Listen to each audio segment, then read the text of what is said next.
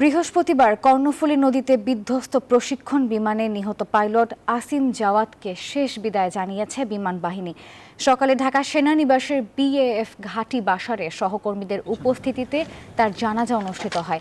এর আগে বিমান বাহিনী, সেনাবাহিনী সহ বিভিন্ন বাহিনীর পক্ষ থেকে তার প্রতি শ্রদ্ধা জানানো হয়।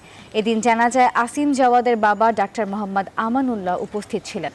পরে হেলিকপ্টার যোগে তার মরদেহ নিয়ে যাওয়া হয় জন্মস্থান মানিকগঞ্জের সাটুরিয়ার গোপালপুর গ্রামে। সেখানে জানাজা শেষে দাফন করা হবে বীর এই বিমান সেনাকে।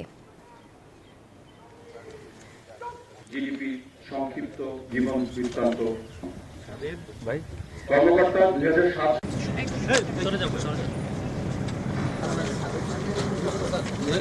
এর সঙ্গে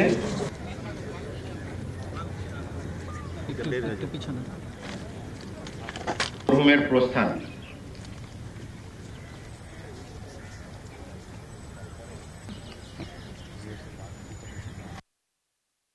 আমার ছেলেকে আমি বুঝতে পারছি ইজেকশন হয়েছে, আমি বুঝতে পারছি হয়তো বা সে বেঁচে যাবে, কিন্তু আল্লাহ আর ওকে নিয়ে যাবে এইভাবে। যেমন আমি ঢাকাতেই ছিলাম, আমি শোনার সাথে সাথে আমি চলে যাই।